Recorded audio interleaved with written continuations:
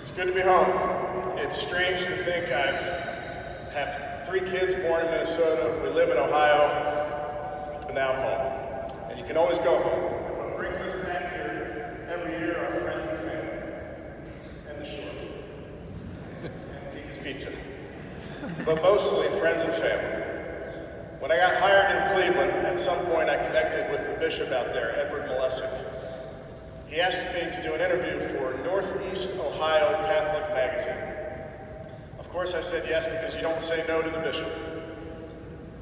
So I was interviewed for a story, a hard-hitting story about where we go to church and my favorite pizza in Cleveland. I didn't realize every parishioner in Northeast Ohio receives this magazine. So I've become quite the Catholic celebrity out there. Last year I was the keynote speaker for the Poor Clare Nuns of Ohio. So today is very on brand. I'm available for any CYO banquets this spring. Please contact my agent. When that magazine story came out, the headline said, Faith, Family, Football. Well, we just attended Mass, and it was a beautiful homily, so that's the faith portion of your day. If you'll oblige, I'd like to talk about friends, family, and football. I walked through those doors for the first time some 27 years ago. If that seems like a long time ago, it was. September 1996. That was when Wawa first introduced the hot breakfast sizzly. Rodney Peete was the starting quarterback for the Eagles. Ansem Sauter was only 6'4" at the time. Things were different. My journey, my literal journey to the prep usually came via the R5 train. Got off at Suburban Station and caught the prep shuttle, driven by Earl, the rest of the way. We'd pull up on 18th Street, we'd pull out our wrinkled, frayed blue blazer out of the backpack, throw it on before walking up the steps. Mr. Kelly kept a close watch as we entered the building, seeing if anyone was testing the dress code that day, which would happen from time to time. Father Herb Keller famously said, a belt is not a tie is not a belt. My prep journey really started in the fall of 1995 in the library of St. Catherine of Siena in Wayne. A man dressed in plaid pants did a slideshow presentation on the prep. Not a PowerPoint, an actual slideshow. It was the late Dan Brennan. I won't do the impression, that's Tony Braithwaite's territory. But Mr. Brennan made an impression on me, and the next thing you know, I'm attending a prep get-to-know-you type of thing at the home of the great prep family, the Ruggiers. And with that, a cast of crazy characters started to enter my life. Great friendships were formed. It's fun to think about the first time you met your lifelong friends. That night for me, it was Steve Ruggieri. I'm thrilled a bunch of my guys are here today. Dan Garrity, John McConnell, Mike Bucci, Joe Henley, the aforementioned Ansem Sauter. Some are live streaming this event. John Paul Mante is watching from his home in California, which is very appropriate because when we played against each other in CYO, he played for Sacred Heart Manoa. He could never get close to me then either. I remember meeting Eddie Turner by the lockers on the 2nd floor. Our moms were good friends from growing up, but Eddie and I had never met. He was the fast kid from St. Andrews with a buzz cut. Baseball, football, Latin extraordinaire. Amazing person and a prep legend. Speaking of prep legends, sitting right there, William Speedy Morris.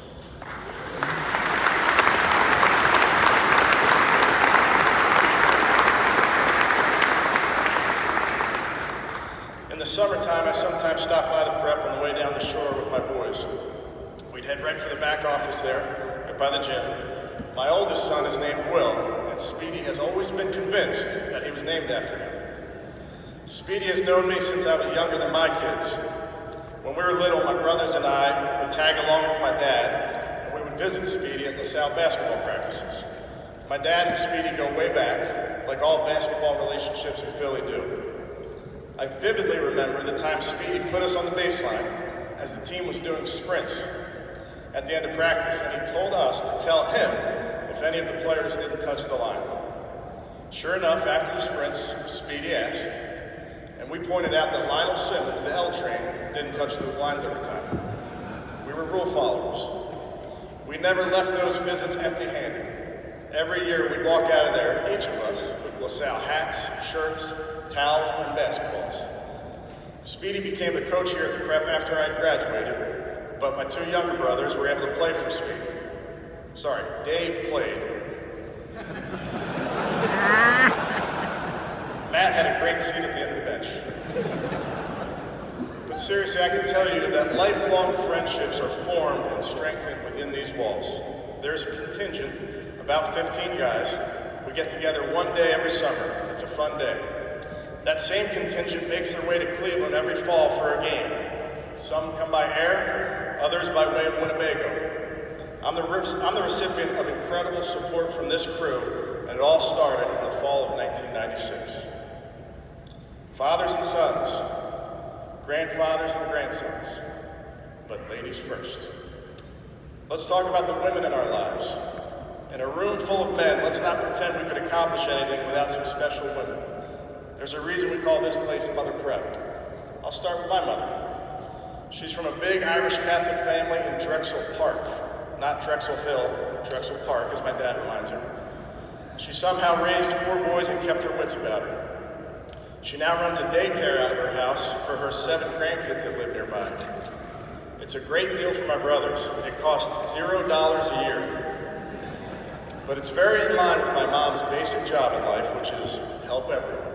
Help her kids, her grandkids, the stranger from Wawa. She's been the caregiver of older relatives late in their life. She basically has just helped everyone without asking for anything in return. My wife, Michelle. She remembers this place well. Like most high school girls in the Delaware Valley, she really loved attending the prep mixers, where the walls in the multi-purpose room would sweat. A wall of human flesh bounced in unison to the Humpty Dance. Frank Raffa still has the pictures to prove it. Michelle is the glue of our family. She is the director of family operations. I learned this from my dad, but there is no greater gift a father can give his kids than to love and respect their mother. My daughter, Juliet, or as my dad would say, my daughter. 8 years old in April, there's nothing like having a little girl. When my boys were little, they might ask me for ice cream at 7 in the morning, to which I would reply, I don't negotiate with terrorists. When Juliet asked for ice cream at 7 in the morning, how many scoops, honey? True story, we were recently in the airport, standing in line for lunch, I think at Wendy's. She said to me, what does BDE stand for? I looked at the menu and I said, I don't know. She said, best daddy ever. Completely melts me. Now some of you with older daughters are saying, yeah, talk to me when she's a teenager. To which I can tell you that I recently Googled, when can girls enter the convent? Apparently it's 18 years old for a Catholic nun, so 10 more years seems reasonable. Raising boys has its fun moments as well. My 2 boys, Will, who's 13, Gabe, almost 11. My dad shared a love of movies with me and my brothers. James Bond, Indiana Jones. He's very excited about the new John Wick movie coming out. He took us to the movies many Saturday afternoons to get us out of the house. With streaming now available, I love introducing my boys to the movies of my childhood. Goonies, Hoosiers, Die Hard with a Vengeance. I get to watch these movies and experience it for the first time all over again through them. I'll never forget the night we watched Dumb and Dumber together. One of my proudest moments, peak parenting. I think I shed a tear when my boys violently laughed at the scene when Harry Dunn throws the snowball directly at Mary Swanson's face. My dad is here today along with my brothers, my sisters-in-law. My dad, Ed, didn't attend the prep, he attended Monsignor Bonner. At least he didn't go to LaSalle. My brothers and I heard the Bonner fight song many times in our household growing up, including this morning. Similarly, when my kids were little, the lullabies that I would typically sing were Twinkle, Twinkle, Little Star, You Are My Sunshine, and the prep fight song. At one point, my kids were convinced that the day is dark for the phone. My dad has been an incredible, supportive figure in my life. My brothers and I can count on his encouragement via text message or phone call every day. Sometimes that unique encouragement may come in the form of mental warfare. He once told me and my brothers that he wished he only had 2 boys. and none of us four would be one of those two. So thank you, Dad, I think, for motivating us to be our very best. It's really worked well. Your sons wouldn't even sit at the same table as you this morning. At no point before, during, or after my years here at the Prep did I think I would be a head coach of an NFL team. Maybe the head coach here at the Prep. Quick aside, Coach Gilbrooks, who's here today, my coach, had a huge influence on me. I'm forever indebted to him. He made incredible contributions to this school and the football program. And then to see how Gabe and now Tim have taken it to new heights, who have made this alum very proud. If my career thus far would have any lessons in it, it would be pretty simple. Do your job. The job you have to the best of your ability. Of course, I'm ambitious, and as a young coach, I've wanted to climb the ladder in this profession, but I've tried to stay in the moment at every stop of my career. When as an intern with the Eagles, I was tasked with loading the refrigerators with Gatorade, I made sure all the labels faced out.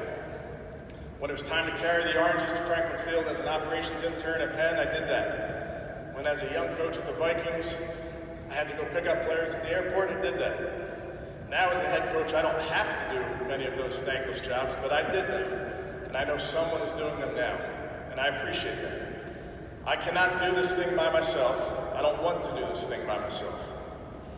It's been a wild ride so far for me in the NFL. That is the beauty of sports, and football in particular. That ball can bounce in funny ways. I've seen a lot in my short time. I've coached some past and future Hall of Famers. I've been a part of some very memorable NFL moments. My first year in a position room was 2009, when I was the offensive quality control coach working with the quarterbacks. That was Brett Favre's first year with the Vikings. He took us to the NFC Championship game in a memorable season. I watched in disbelief when Case Keenum hit Stephon Diggs down the sideline on the Minneapolis Miracle. As a head coach, I watched my team win a playoff game from my basement. Not many people can say that. I truly don't feel like I've accomplished anything yet. I've had some success. I've definitely had some failures. You may have heard it said, you don't fail, you just produce results. I'm trying to learn from those results every day. I think humility allows us to strive to learn from those results every day. Anyone can Google my record as a coach. There it is in black and white. But no one on the outside knows my record as a father, my record as a husband. That job is much more important than what I do as a coach. And I love my job. I feel a very deep responsibility and desire to win football games. But I'll never lose sight of the most important roles I play. And please understand, I'm by no means a perfect father, husband, son, brother. The only thing I can say with certainty is that I was a better quarterback than Matt. Coach Brooks agrees with me. How hard is it to hand it off to Pat Kaiser left, hand it off to Pat Kaiser right? And then Pat kicked the extra points too. With apologies to my brother Ed, who's a Archbishop Carroll alum, the Prep is a special place. No, that's not the Kool-Aid speaking. It's special because of the people. It's the students, it's the faculty, it's the staff. It's the Jesuit spirit within those people. My classmates and I were incredibly lucky to walk these halls with Father Keller, Father Sauter, Father Taggart, Father Machini.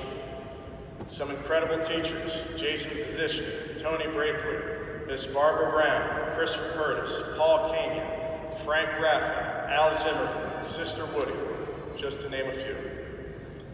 All of these people work to infuse this place with a spirit that's hard to describe, but unmistakable to feel. It's a spirit that I carry with me, and it's helped shape me into the person that I am today. So take it from a dumb football coach, appreciate your friendships and your family.